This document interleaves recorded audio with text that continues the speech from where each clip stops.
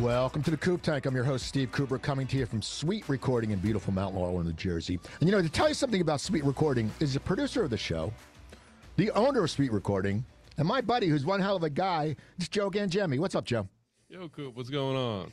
Yes, this is Joe from SuiteRecording. At SuiteRecording, we help brands, businesses, and organizations to launch podcasts and YouTube channels of their own. From those podcast episodes, we can then help to create social media content like video clips, blog posts, and more. It's an efficient and effective approach to digital marketing. So if you're interested in learning more, you can contact me anytime at hello@suiterecording.com or visit us on the web at SuiteRecording.com. Again, that's SUITE. Take it away, Coop. All right, so people definitely check them out. They do a great job here. Anyway, we have a great show. Some friends of mine. It's great to have them on. And our first guest is from Nicole Simonin Coaching. It's Nicole Simonin. How you doing, Nicole? I'm doing great, Steve. Thanks for having me on. And next, from we won't give them a hard time, from the Washington Commanders is TJ Smink. How you doing, TJ? What's going on, Coop? Thanks for having me. And finally, from Huntington Learning Center, Mr. Rich Bernstein. How you doing, Rich? I am great, Coop. Thanks for having me on. Looking forward to it today. All right. So, Nicole, tell us a little about what you do about Nicole Simonin Coaching. Well, I am the person to call when you want to lose weight for the last time. My main focus is women over 40. I just turned 50 actually this summer. So as you go through, if you're a woman, there's some changes that happen in the 40s. However, my biggest differentiation, I don't know if that's a word, difference is mindset, right? You can do the workouts, you can do the food and know all the things, but if what's going on between your ears is not aligned with your goals, you are going to have a really hard time sustaining that weight loss. So, okay. And how about you, TJ? Tell us what you do with the Commanders. Yeah, I'm the manager of premium hospitality down here. So I work with companies all around the DMV who are looking for unique experiences and bolstering relationships with their top prospects, clients, and employees through the use of tickets. So it could be season tickets, could be group tickets, could be a suite for a game, suite for the season. Everybody's different. So we like getting the chance to set up time to talk and learning about companies and figuring out what could make sense, if anything. Okay. How about you, Rich? Tell us about Huntington Learning Center. So you can see over my shoulder, what we brand ourselves is reading, math, study skills, and SAT and ACT prep. And when I came to Huntington 28 years ago, I told one of the trainers that I was coming from the life insurance business. He scratched his chin. He said to me, life insurance, that's what we do. Really what we do is prepare people, mostly kids, for what's coming next, whether it's middle school, high school, college, or the real world. See, okay, that's great. Now, you know what I like about this panel is we're all in different fields and we're all different ages and different stages of our lives. Now, I want to know, I'm going to ask you, how did you get to where you are right now? I mean, we all take the different paths and we all do different ways. And Nicole, how'd you end up doing what you do? Because I know you used to be a ballerina, right? I was going to say when I was 4, we're going way back, I started ballet class. Fast forward years later, I became a professional ballet dancer. Then I decided that I didn't want to do too much on my body and went into physical therapy. So I have a medical degree as a physical therapist assistant, worked in that field. I absolutely loved it. Then I got married and had kids and was like, I want to own my own business. So I started what was Shape It Up Fitness back in 2006. I was a personal trainer, still am a personal trainer. Did the boot camps in the park, Mommy Me boot camps. It was so much fun with my kids growing up. And again, through my transition through aging, when I discovered mindset, I found that, the people that I was working with earlier on, they were doing the workouts and getting the body that they wanted, but they were, struggling with the food, and seeing them later on, they didn't keep the weight off. So when I started going through my mindset journey of understanding why I do the things that I do, I started putting it on clients, and the results are amazing. Like, it's so easy to not only just lose it, but to keep it off. So I really feel like mindset is the secret sauce. So I can't wait. I've loved every aspect of my life. Like, I loved being a professional ballet dancer, loved physical therapy, loved being a personal trainer, and I love being a coach now. And so whatever's next, I cannot wait, because it's just going to get even better. That's awesome, man. How about you, TJ? How'd you get to where you are these days? Yeah, no, Very much started back in college. I'm probably a little bit younger than most people here. I just turned 30 a Oh, week ago, actually. So, but very much started in college and working my tail off through internships to land a job with the Philadelphia Union soccer team, where I was for the first 6 years of my career. So from there, it was very much just grinding, taking coaching, showing that I was able to utilize what my mentors were teaching me and putting that into what I was saying, and doing numerous phone calls each and every day, to then essentially finding that my niche was very much creating relationships with businesses. So very much made sure that I was going out to networking events, very much made sure I was calling on companies and such, knowing that they were the ones who very much could utilize what I was offering, which was a way to very much bolster those relationships, which I mentioned before. And in doing so, kind of climbed my way up to the top with the Philadelphia Union, to then get a call from the Washington Commanders back in May, or I guess it was April of 2022, where they were kind of going through a whole reshuffle, we can say, back then, to where they were looking for people to come down and very much mend the relationships that had been previously torn in the business community. And with me being a relationship builder, with me very much taking pride in going to networking events and meeting people out in the community, and knowing that I could take those hard conversations, it made a lot of sense, knowing that the people that I was coming to work for um, had done what I had been doing for a lot longer. So I found that I could learn from them. So very much made my way down here then. And once the news broke that Dan was selling the team, we were able to very much take advantage of that, and the relationships that I had built that said that they wouldn't do anything until he sold the team very much came into my into into play then once the news broke back in July. That's amazing. It's funny how the people just really hated that guy, and it's so good for you because you're right. And we don't think about that. We don't think about it in the business world. You know, there's some people you just don't want to do business. Like I'm like, if I see a commercial I don't like, I'm like, I'm not doing that business. Even if it could be like the nicest car, I'm not buying that. But Rich, so how did you end up? It's 28 years ago, you said. How did you end up at Huntington Learning Center? so I was in the insurance business. I actually was an insurance major in college. I earned professional designations within 3 years of graduating from college. Mostly worked in what we call the wholesale field, where I was the intermediary between insurance agents and the insurance company and the life insurance side of things. And loved it. I was good at it. But I got myself into an environment where I was working in a small company owned by a few real jerks, who promised promised us the world and never delivered. And I knew it was time for me to get out and do my own thing. Um, I was so jaded at that point. I wanted to get out of that business, but I wanted to build. I wanted to use my skill set in a field where I thought it would work. And as TJ said, it was about relationship. I was good at relationship building. I was good at talking on the phone. I was good at making presentations. Those types of things I wanted to bring into a business that would be helpful. But I also knew that I didn't want to do. I didn't want to sell widgets. I didn't want to sell fast food. I didn't want to sell.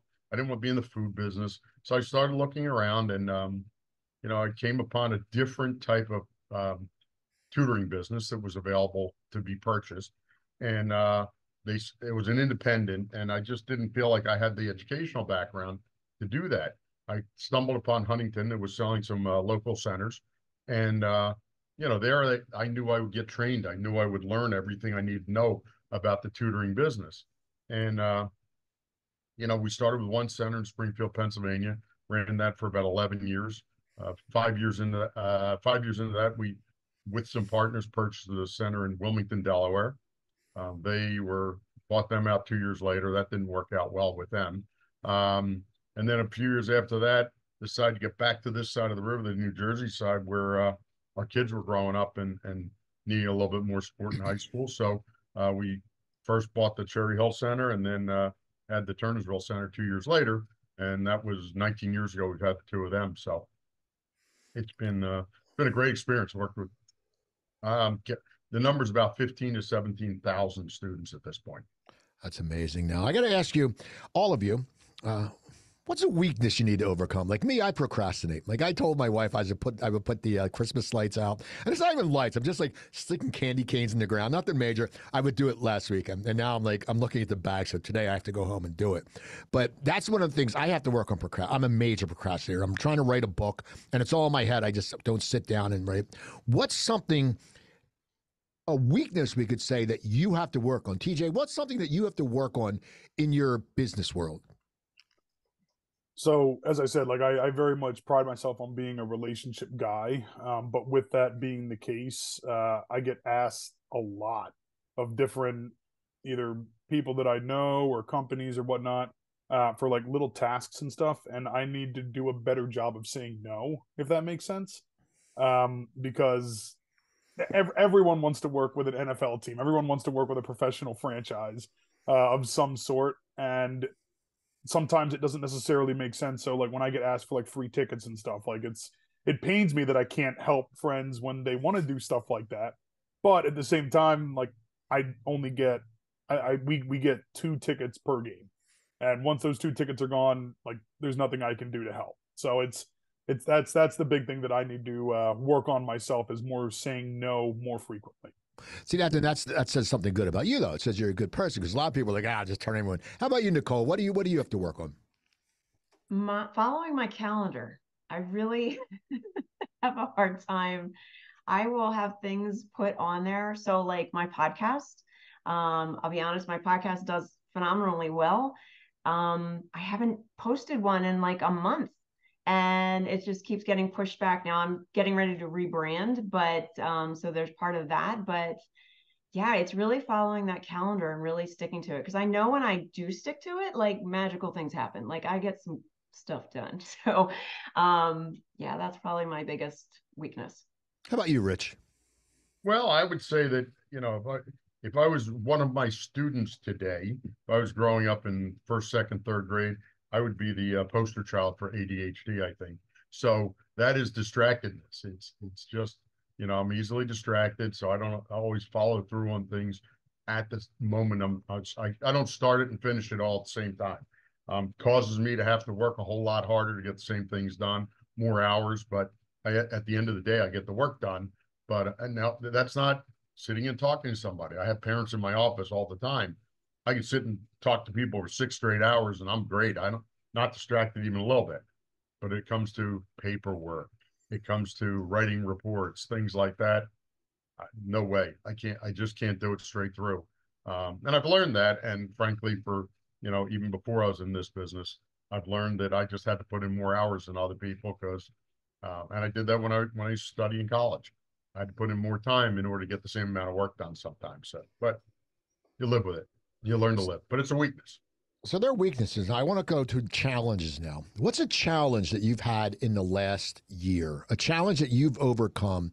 It could be in a business. It could be, personal. I mean, we'll start with you, Rich. What's a challenge that you've overcome? Overcome. Well, or dealt with. Well, I'll tell you what I'm dealing with constantly these days, and that's perception. So, for example, you've probably read, there's been a lot of press the last couple of months about how well students are doing, but they're really not doing well. Everybody's getting A's these days, and they really don't learn what they need to learn. So the challenge we have is getting our customers to understand that just because your student is getting a 3.5 GPA, 3.8 GPA, does not mean they're prepared for high school, prepared for college, or that they have the skills that presumably they have by getting an A or a high B in a class. How about you, TJ? And I know we know you've had a challenging life. You went through a lot, through cancer and everything, and you've overcome that. But what's a challenge that you've had in the last year that you're dealing with or you've overcome? Yeah, I mean, keeping it business related, as I said, like we had challenges at first that were very much focused around wanting to do business with our team because of our ownership. And since July, that of course has changed because we've had a new ownership group come in. The owner of the 76ers and the Devils, Josh Harris, came in as our majority owner with a number of limited partners as well. But with that being the case, then, that objection that they had with not wanting to do business with the team because of the owner then turns into, we don't want to do business with the team because the team isn't winning, or something, the stadium isn't necessarily up to date. So it's a lot more objection handling now, with things that, you know, we can absolutely control, because before it was just a masked objection for the most part.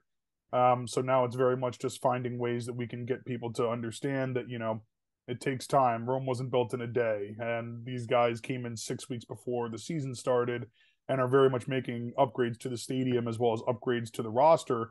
But, you know, they came in right before the season started. So there's nothing that we could necessarily do throughout the course of the season this year, where it's going to be interesting to kind of see how things partake with the offseason coming up. How about you, Nicole? What's a challenge that you're dealing with or you've overcome in the last year? Yeah, so mine is definitely of a personal nature. I decided to leave a 20-year marriage and go get my own apartment and do all the things that comes with going through a divorce. I will say it's been a challenge in the sense of really noticing how much I lost myself in the marriage, right? And rediscovering like who the heck I really am. Yeah, so it really was, it was really just taking a leap of faith of like everything's going to fall together, and it really has. It's been an incredible experience moving forward, and I'm really looking forward to this next chapter. It's going to be a lot of fun. There you go. Okay, that's honesty. So, y'all in the beginning we talked about what you do, and you're all here, and you all like your jobs. I can tell. But what's the favorite thing about your job? Like, if you could sit one favorite thing, you know, it may be like when I interview people. I just interviewed Stephen Bauer from Scarface. We talked for an hour and 20 minutes. He's coming back on, and he sent me an email, and he goes, "I definitely want to come back on." You listened and you asked good questions. To me, that's my favorite thing, is listening to the people and hear their story. But for you, Nicole, what's the favorite thing? I mean, you can like someone saying, "Oh, I love this, Nicole, that I lost weight," but what's the favorite thing? What's your favorite thing about your job? I really, really love the psychology behind what I do. And I love when clients come in and they think they can't do it. So I had a client that joined my group program, and she was like, "I believe in your program. I just don't think I can do it." And I was like, "You have special snowflake syndrome, right?" So we went through the program. It was a 12-week program, and she wound up losing, the goal of the program is to lose 10 pounds, but she wound up losing 17 pounds, and she lost the most out of everybody. And I was like, "So my little special snowflake." Like, I love that, like, you know, in general, when people go on a diet or weight loss, it's like, "Oh my gosh, it's going to be so grueling and hard." And it doesn't have to be that way. It's like giving them that gift of like, no, it can be really easy, and you can do a lot more with what you think that you're going to be able to do, and keep it off. So yeah. I always say I want to go on a juice diet, a gin and juice diet. That would be good for me. TJ, what do you love about you? What's the one thing that your favorite thing about what you do? Because as you said, we know you love relationships and you love building them. But when it comes push comes to shove, what's the favorite thing about your job for you? So for me, people get a misconception of what exactly it is working in sports. So they think they get to go to the games and watch the games and such, where that very much is not the case. Like, I'm going around and I'm making sure that everyone else is having a great time. And my favorite thing is, win or lose, when people are having just an awesome experience, to the point where when I walk in, like, they light up, they come over, shake my hand, like, thank me so much for the experience we were able to set up for them. Because sure, like, we love the game-winning touchdowns. We love the goals that are scored in the 90th minute. We love the experiences that the team does on the field. But on the other side of things, I love interacting with the fans. Like, that's very much why I do what I do, to see the smiles that we're able to produce week in and week out, for the people that are coming into the stadium. How about you, Rich? What do you love about what you do? I love the successes. You know, I went into this business knowing it was hard, knowing that I probably going to get it, could have gotten into things that made a lot more money, but I did it because it really helps people. And you know, to hear that a student got into a college that didn't look like they'd ever get into, or they were able to graduate high school when they were, you know, in 12th grade reading a 5th grade reading level, or you know, students threatened with being retained and ends up not only not being retained, but but thrives. I ran into somebody at the auto show a couple of years ago, and I worked with their daughter. She was about 30. I worked with her when she was 7, and she had gone on to being threatened for retention and had gotten a nursing degree and was going for a master's in nursing. That's the kind of stuff that gets me working all day, every day, because I know that's the result of what we do. Okay, well, I'm going to stay with you and ask you, what do you not like about your job? Because we always sit there and we spout the positive, which you should. But with any positive, there is a negative. What do you not like about your job, Rich? Well, I deal with a lot of employees because we have a lot of part-time employees, and that creates its own challenge of people who, they don't view what we do as important as we do. So, they can't find a way to get to work for some silly reason, things like that. I have to deal with a lot of individuals, some of whom, my kid was absent today, but don't charge me, even though I just called you 5 minutes before they were due, and there's a teacher waiting for them, things like that. That's never a fun thing. They're the biggest ones. It's great working with people, but it's a challenge working with people. I just think parents are a pain in the ass these days. I see it at the supermarket. I always sit there, I'm at that supermarket, and like the kid's not even helping bagging. Like they're just waiting for the bag. I'm like, you're 9. If I was 9, I'd have to like do the bags, and my mom would probably make me sweep the floor of the supermarket. I'm sitting there, I look at him, I go, tell the kid's just sitting there on his phone. I'm like, make the kid bag. So I feel for you. I feel for you because you probably deal with a lot of shit. Now, how about you, TJ? What don't you like about your job besides that you're an Eagles fan and you're working for the Commanders? So I was actually going to say, like, that's probably the big thing, because for me, like, I'm always going to root for the team that's paying the bills, but at the same time, like, I'm also working for a team that's in the division of the team that I grew up rooting for. So the thing that probably stands out the most is, my friends and family. When the Commanders beat the Eagles on Monday Night Football last year, I got kicked out of every group chat, friends, family, college friends. And I wasn't let back in for a week, and it might have been the loneliest I've been since I've been down here. So that's probably the big thing for me. But I mean, it's really cool just being able to go out and say that I work for the Commanders, and I get to show a picture of like what my view of the stadium looks like from my desk, where I can very easily say that there's a lot of people that can't say that, where they get to oversee a field day in and day out, and it's very much a reminder as to why I enjoy working where I do. How about you? How about you, Nicole? What do you not like about your job? It's really when people come on the call and they're like when I'm first meeting them and they're all excited and they're like, are you going to give me a meal plan? Are you going to tell me exactly what to eat? Are you going to like basically spoon feed everything to me? And that's so much in dieters mentality. I talk about that a lot, but it's frustrating for me because, my generation, we grew up in this era of like, you have to follow a diet in order to be successful. And it's very frustrating because I'm like, no, it doesn't need to be as complicated. It doesn't need to be as hard and restrictive as you think it needs to be. So that would probably be my biggest frustration with talking to, especially women, about this. Yeah, it's frustrating. Now, I want to get into networking because I met you all through networking, and we're all at a different stage in networking. TJ, you said you just turned 30. I met you when you were probably 25 or 26, whatever. And I think sometimes it's harder for young people to network. Nicole, you're a woman. I think it's sometimes women around. And Rich, you've been networking for a long time, so you know a lot of people. Give me something positive and negative you take away from networking. Like I'll say, I hate clicks, and I hate just people that are phony. And that's just thing. But positive, I love meeting people like you. But give me something positive and negative from networking that when you go to an event, you think this could happen or this might happen. We'll start with you, Nicole. Yeah, negative. So I started networking, I don't know, years ago, and I had a really bad experience. I went into this group and it was like basically like shove their business card in your face, and if you weren't even interested, they had like you didn't exist anymore. And I was like, oh, I don't know if networking is for me. But then I went to another one, and this is the positive. Like the next one that I went to, which was like maybe 8 years later, I knew the woman. She was actually in one of my boot camp classes, and she was like, "Oh, come in," and she introduced me to everybody.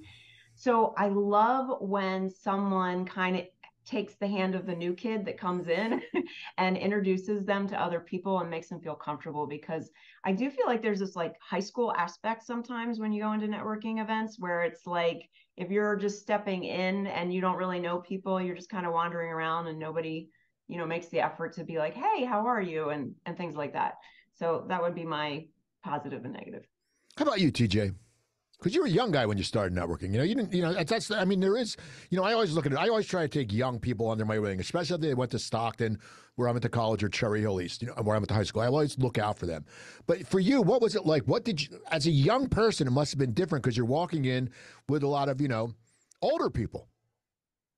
Yeah, it was definitely different, but at the same time, as I mentioned, like I'm probably the most social person that I know. Like my girlfriend has told me multiple times, if a wall could give me a and yeah, like I could probably have a good like 30-minute conversation without stopping. And with that, I very much learned early on, like that there are people that are there to build relationships, and there are people that are there to try and sell their product. And that, like Nicole said, like those are the ones that are putting the business card in your face and very much trying to get you to purchase whatever they have. And with me working for a professional franchise, like I can tell you that I've had people that have come up to me with their local print t-shirt thing, and I had to sit there and tell them, look, like, ma'am, like we do all of our product through Fanatics. So like I don't know how to get you to understand this. Like I can't purchase anything from you. But the thing that I do love about networking is that you never know where a conversation can lead you.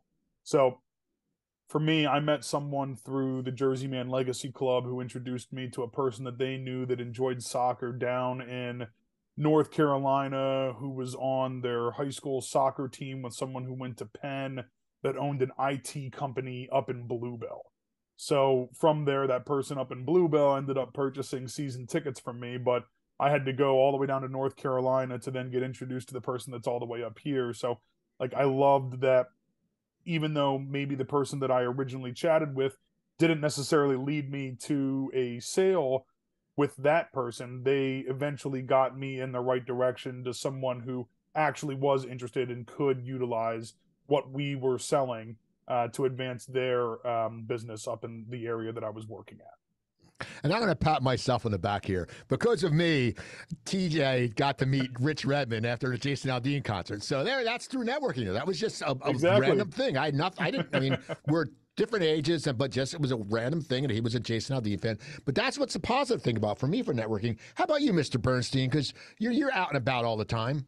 Yeah, well, before I get there, let me just tell you that I love hearing TJ talk, because I met through your calls during COVID, and I've been able to watch TJ network.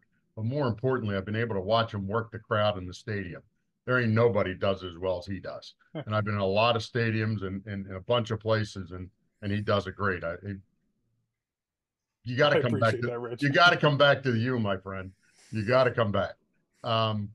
Anyhow, so what I love about networking? I guess the best part about it, the thing I love best, is when I go to one of the networking groups and they ask for shout outs, or I talk about my brand, and someone goes, "Hey, Bernstein really helped my kid."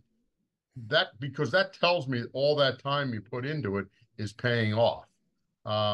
Because for a long time, I wasn't a big fan of networking. I didn't think it was going to work. And I will tell you that an awful lot of people in my field will sit in their chair and never get out of that chair and won't go to networking. And in my mind, it's if I can be in front of 40 people and talk about my brand, I now have 40 ambassadors going out there talking about my brand for me. And that's what really needs to happen. What I don't like is, like you, Coop, I don't like clicks. I don't like when I go to a networking meeting and all the bankers sit together, even if they're from different banks, and all the car dealers sit together. Or I go to a networking meeting and it never grows, and it's the same people talking about the same things all the time.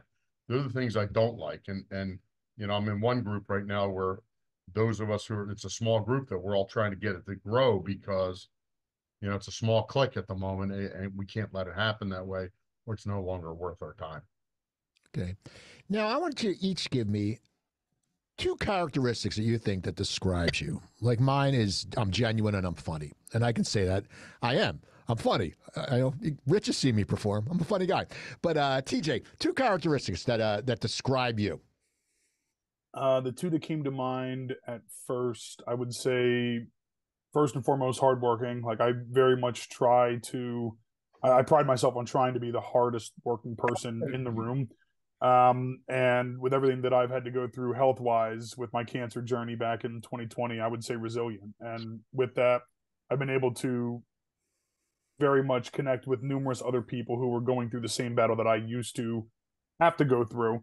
And I now kind of coach them through their diagnosis, whether it's the same diagnosis I had or ones that other had. Like I'm very much able to use my story to connect with other people and very much coach them through the mental aspect of hearing the words that you have cancer. How about you, Rich? Well, besides the fact that not up on stage, but otherwise I'm funnier than you are. Besides that, I would say that one is I try to be knowledgeable. You know, I told you I was in the insurance business. Now I'm in the education business. I try to know everything there is to know about my field so I can be a resource for my customers and networking people, things like that. The other is, and I'll use the term I've told my kids and my family, they know that when at someday if you say anything about me at all, my tombstone should read, he was a mensch. Mensch is a Yiddish word that basically means he was a good guy. So I'd like to think I'm a mensch. I want to nosh with a mensch. I want to nosh with a mensch. There you go. Okay. Well, you nosh with me all the time. I know. How about you, Nicole? 2 characteristics. I really feel like I'm a good listener. That would be one. And my second one, really, I will call you out on your bullshit. Like, and I think that it is an advantage being a coach because, you know, when people work with me, you're not hiring me to be your best friend or your accountability buddy. You're hiring me to get you to the results that you want. And, you know, sometimes I think that we wander around and, you know, when people blow smoke up our patooties, feels great, but like, let's get real sometimes, you know. I think we need to really say what's on our minds sometimes, you know, in a loving and compassionate way. That actually leads me to the next part of my interview with you guys. I want to talk about social media. I want to talk about LinkedIn. And I always have to preface this by, I love LinkedIn, but a lot of it shit annoys me on it.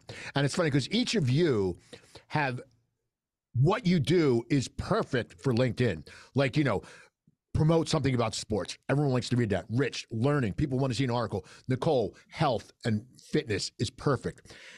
One thing that bothers me lately is, well, I know a musician who's a drummer for Ace Frehley and Mr. Big, and he's also a coach. And he said, basically, likes don't equal business.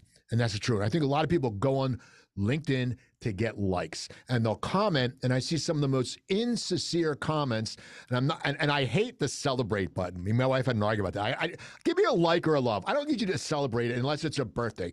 Don't do the celebration. It's like, really, like you went to an event. We celebrate that. You went to a fucking event. Okay. Anyway, LinkedIn. What do you not like about it? Because people will sit there and some people go, oh, I really love LinkedIn. And I love it. But like anything, I love my wife, but it pisses me off that when I get up in the morning, she sits there, she leaves the work for me, and she goes, make the bed. And when she comes home, she remakes the bed because I don't do it right. I don't like that. I love her, but I don't like that. But TJ, what is something you don't like about LinkedIn? Personally, I don't like it when people use LinkedIn the same way that they use Facebook.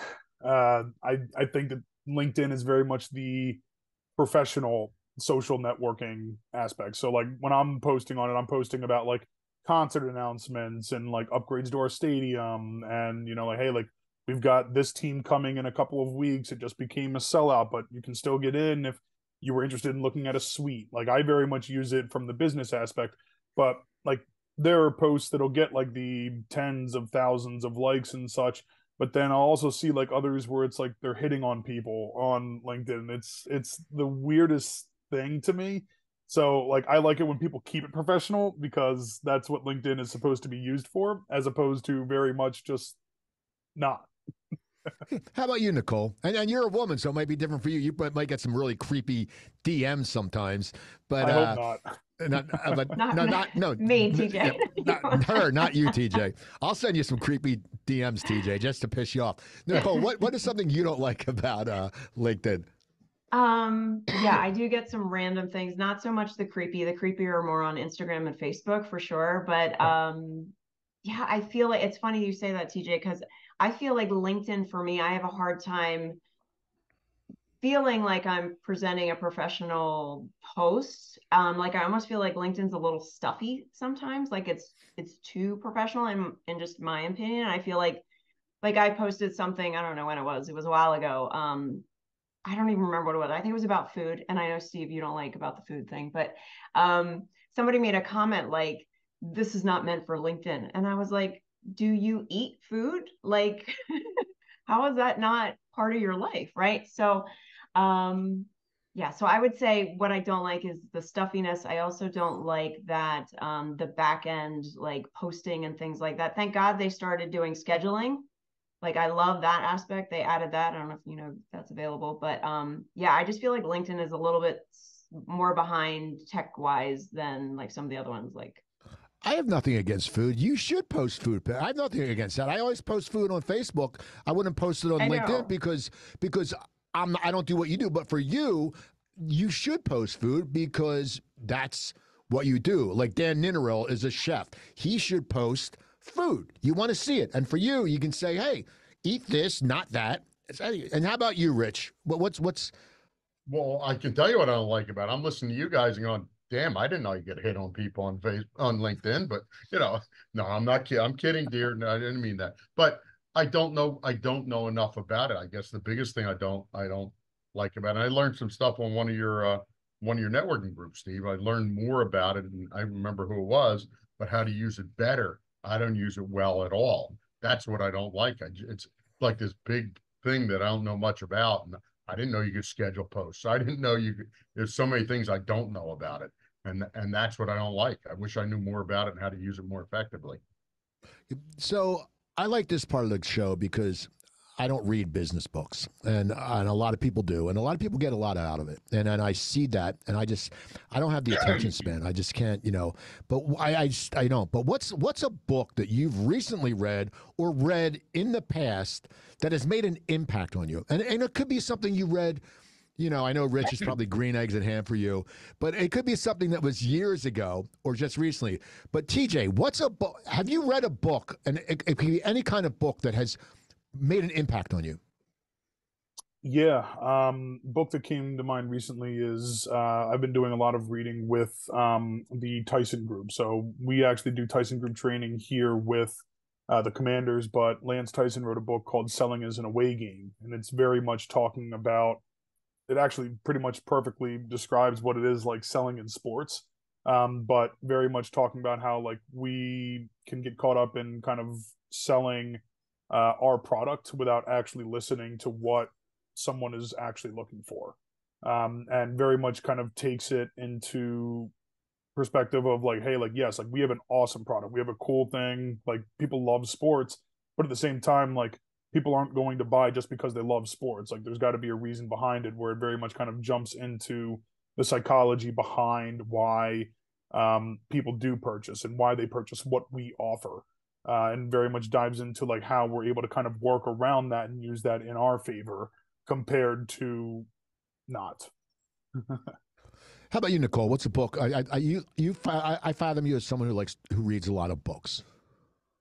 Yes, I haven't in a while. I actually do audible.com a lot because I can walk on the treadmill and listen to it. But hands down, my favorite life-changing book, I read it in, I think it was 2011, and it seriously shifted my perspective because I was not in a good headspace at that point. But it's Jen Sincero's You Are a Badass.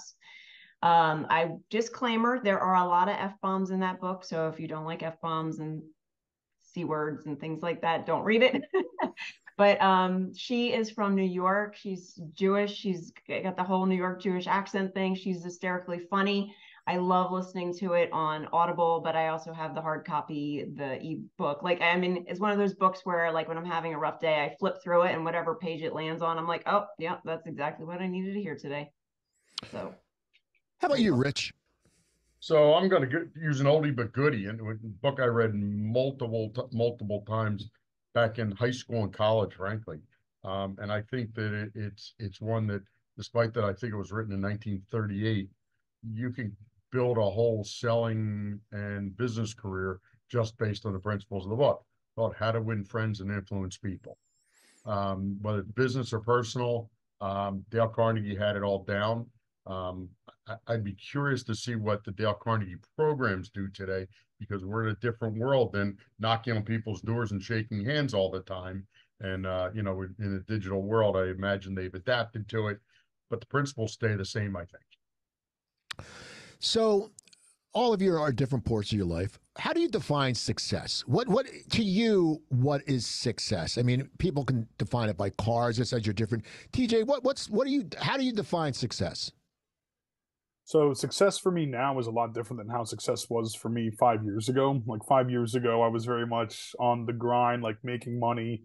And after I went through my diagnosis and having to overcome that, like for me, success is very much at the end of the day, being able to relax and look back and say, okay, like I'm happy. Like that's very much what I look forward to, very much what I strive for. Like that's what I'm looking to accomplish in this life, is be happy at the end of the day.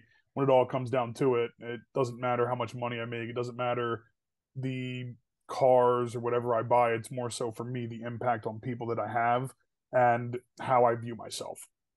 How about you, Nicole?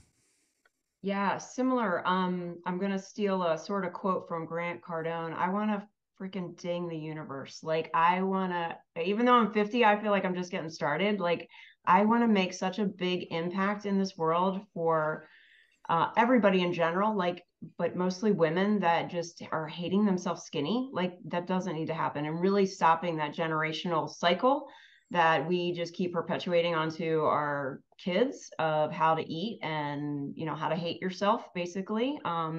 I would love to see a mindset shift in general of, like, just how people, the more, I feel like the more you love yourself, like, and understand yourself, I think we would be better people to other people, right?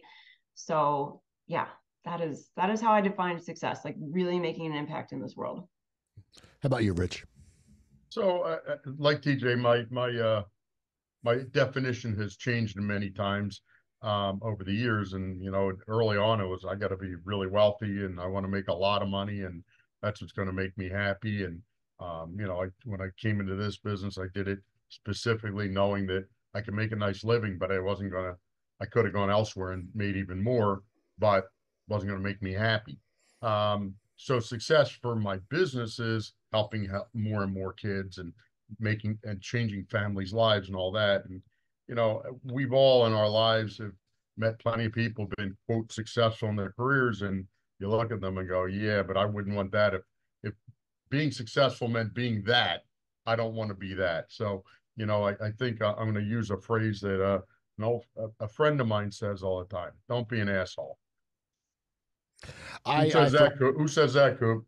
I say, mine say, don't be a jerk. I don't say asshole. Oh, I thought you said asshole. All Don't right, be a jerk.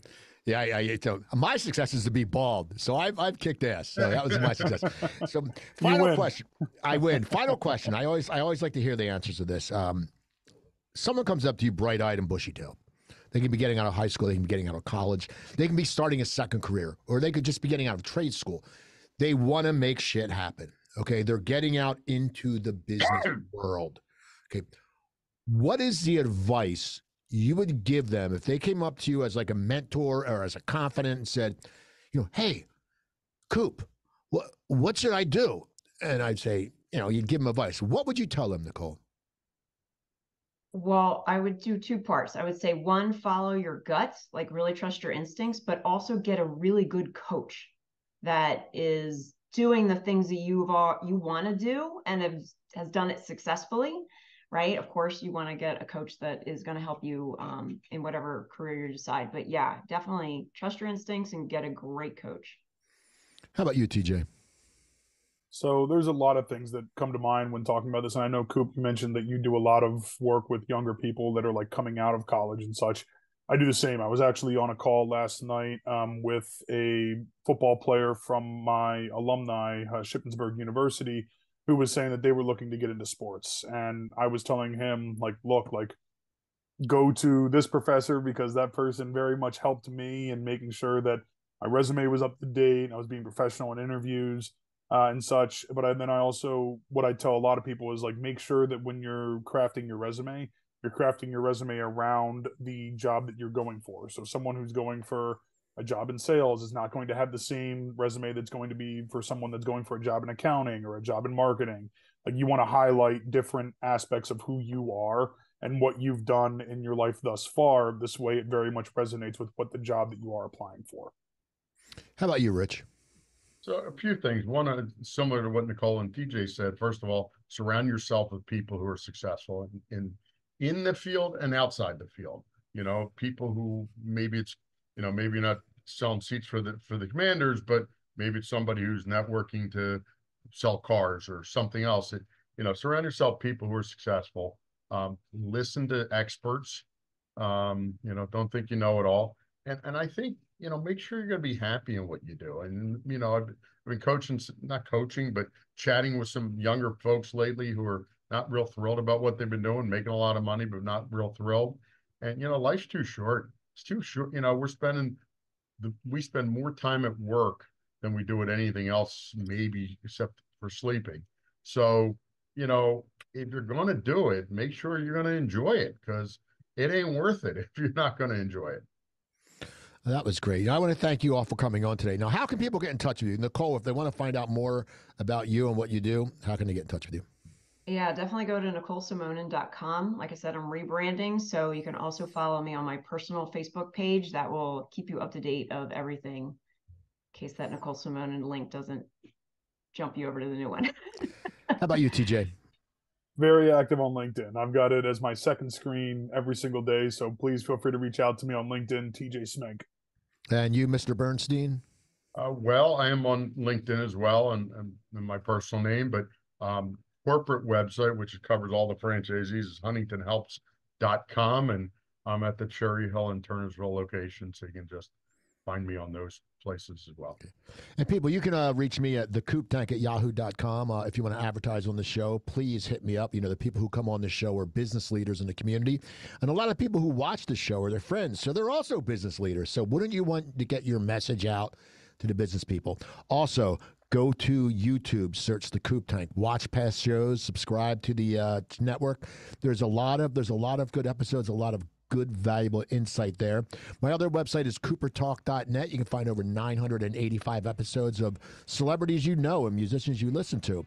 And also, go to SuiteRecording, SUITE recording.com. Joe will take care of you. If you want to get a podcast, do it here. This is why I'm in the studio, because he does a great job. So anyway, people, I'm having a good day. I hope you're having a good day, and I will all talk to you soon.